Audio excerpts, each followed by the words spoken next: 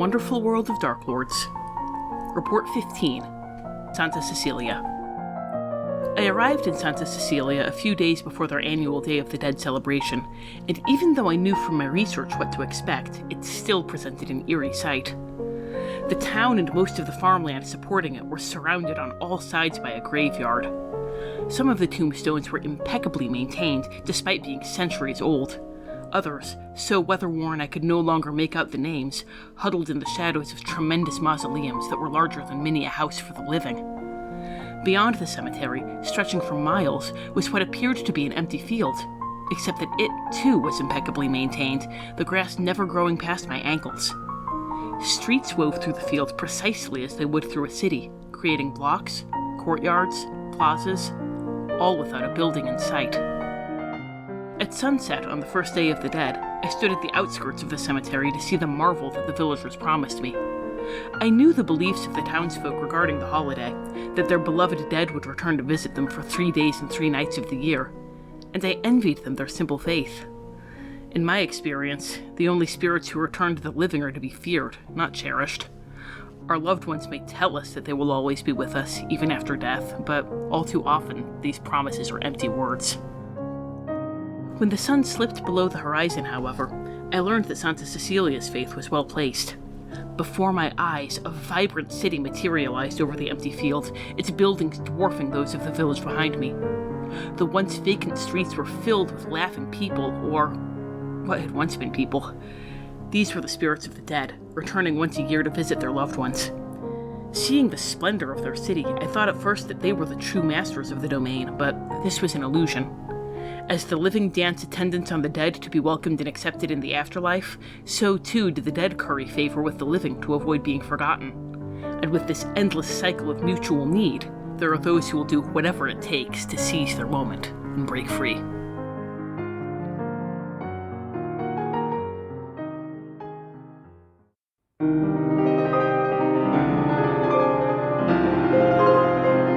The Lord. In a land where love and memory are currency, the most universally celebrated ghosts are the most powerful, and none is more revered than Ernesto de la Cruz. A musician of singular talent, de la Cruz performed for commoners and kings during his lifetime and served at least one term as Meistersinger of Harmonia. His illustrious career was cut short during a homecoming concert at Santa Cecilia when a bell came loose and crushed him to death in the middle of a soaring F-sharp. Given the unique qualities of Santa Cecilia, this did not mark the end of his career. Today, De La Cruz holds his annual Sunrise Spectacular on the Day of the Dead's third and final dawn, often debuting a new song to the adoring public. In the nights leading up to the concert, Santa Cecilia's dead compete alongside living musicians who have flocked from across the mists for a chance at a one-on-one masterclass with De La Cruz and a spot in the festival lineup. One would expect that such an extraordinary accomplishment would catapult the fortunate musician to fame and glory.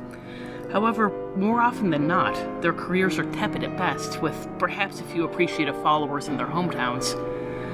At this year's Sunrise Spectacular, the winner was a young man from Calicari who is said to have made the warring siblings forget their hatred for one shining moment as they held one another and wept at the perfection of his music. His performance was competent. I wondered at first whether he was unaccustomed to playing before such a large crowd, until I heard De La Cruz's new song, a piece which moved all of us to tears with its beauty, and which had distinctively Calicarian flourishes.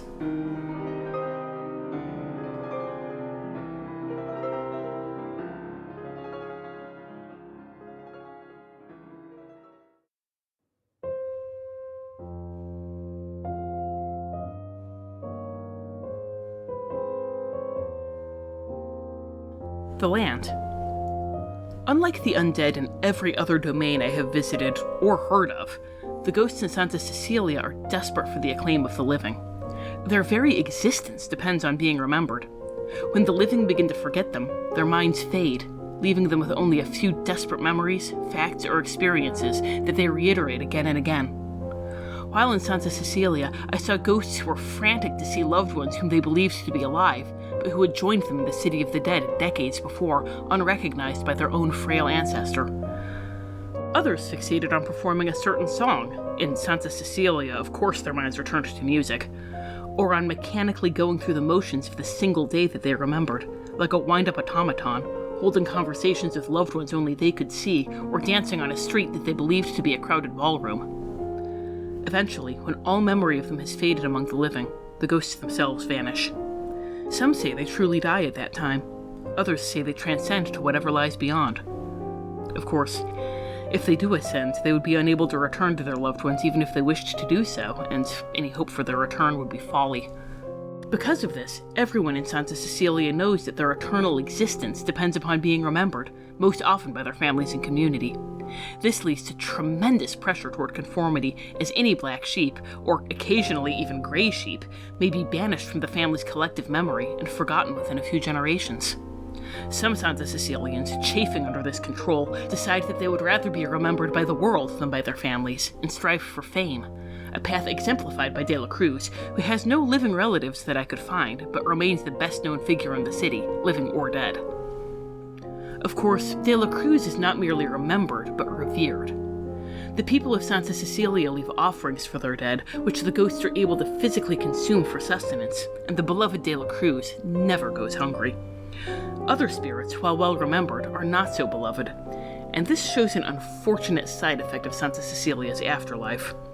Notorious murderers and criminals are remembered here just as they would be anywhere else, granting them more power than the average ghost, but they have no offerings, and they crave them. I have heard of many domains where caravans are beset by bandits, but Santa Cecilia is the first where they were attacked by ruthless and ravenous spirits.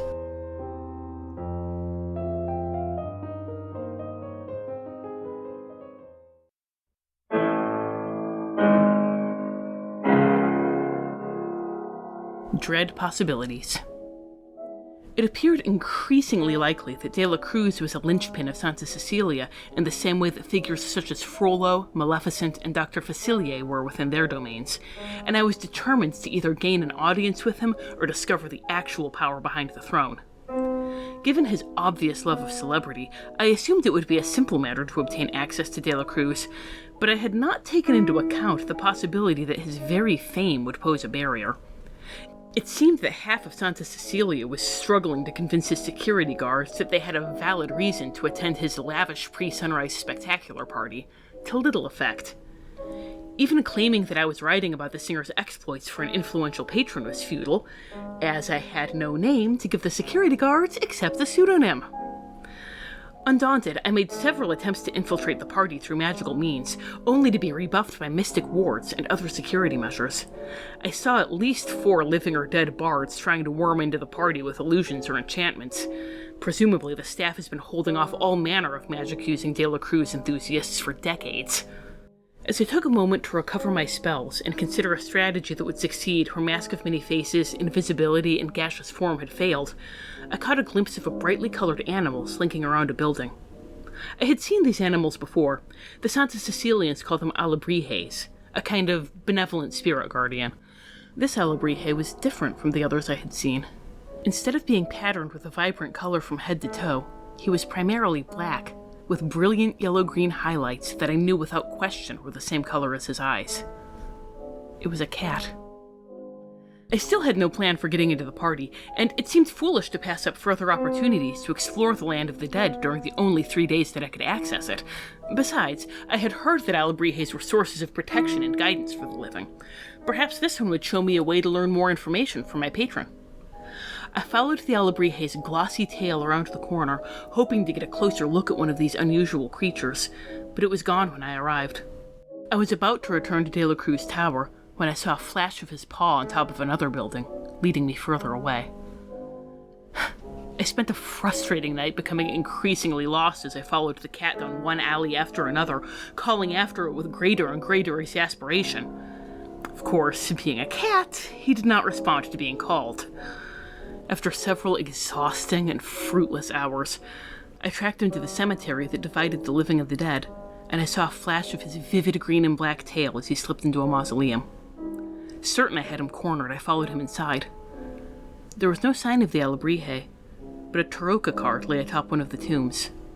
The 4 of Glyphs. It had the traditional iconography, but I could not help remembering the card as it had appeared in Dr. Facilier's reading. The looming skeletal figure, the woman surrounded by friends. I did not see the cat again. I returned to De La Cruz Tower, footsore, sweaty, and uncertain of whether I had attained any guidance or enlightenment, beyond the lesson that I should never look for signs where there are none to be found. As I neared the building with the vague plans of creating a distraction, I overheard 2 security guards talking about that living woman who had been trying to get in to see De La Cruz. From their conversation, I gleaned that they did not care for the questions I had been asking about past contest winners, and that they were planning for me to pay a visit to some of the most predatory of the hungry dead. Had I not followed the cat, they would have come upon me while I was resting, stripped of all but my most elementary spells. As it was, their conversation told me everything I needed to know about what manner of man Ernesto de la Cruz truly was.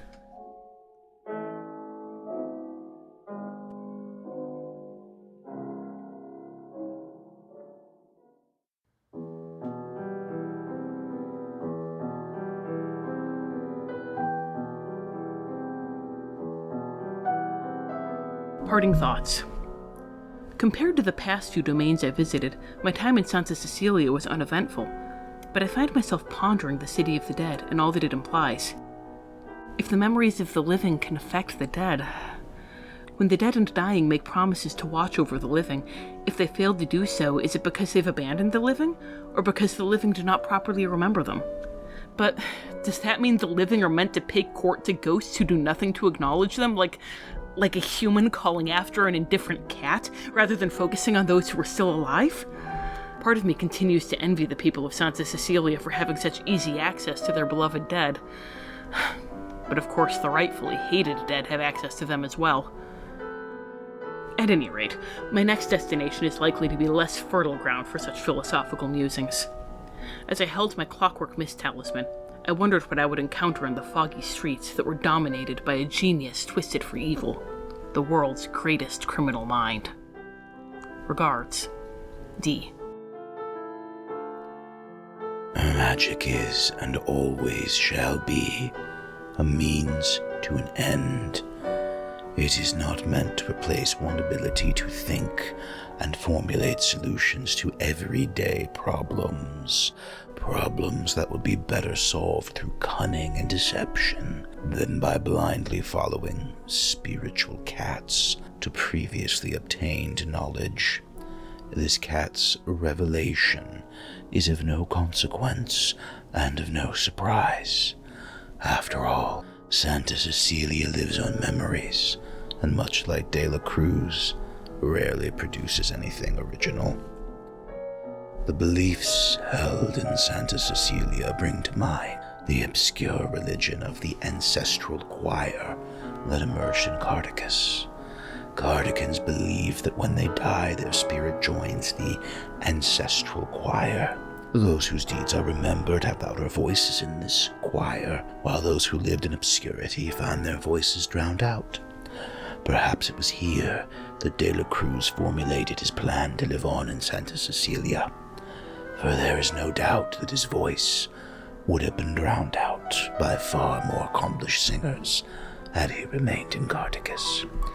One wonders how many songs De La Cruz acquired as Meistersinger of Harmonia before Harkon saw fit to chase him out. The empty promise whispered on the lips of the dying to live on in another's memories is fulfilled within Santa Cecilia and carried forward as a sacred pact between the living and the dead. But for what purpose? Though I suspect De La Cruz to be as genuine as his musical talents, obtaining direct access to this celebrity would have been the simplest way to confirm the theories alluded to in my servant's report. As is, I am left with speculations. If one is remembered perfectly, and by many, do they have a chance at a second life?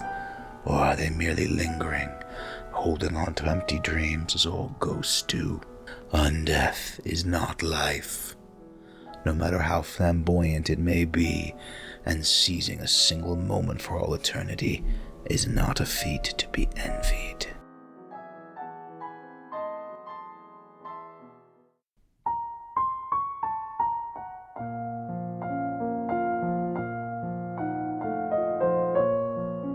This has been The Wonderful World of Dark Lords. We have no affiliation with Disney or Wizards of the Coast. All music recordings used in this episode are in the public domain and were obtained through museopen.org. Titles and links are in the show notes. Dialogue for Yensid was written by Aslan Rex himself, who you can follow on Tumblr at darklordaslan. The Wonderful World of Dark Lords logo was designed by Haylight Jones. You can find links to their work in the show notes. If you'd like to support the show, look for us on patreon.com or find our tip jar on Red Circle. Thanks for listening.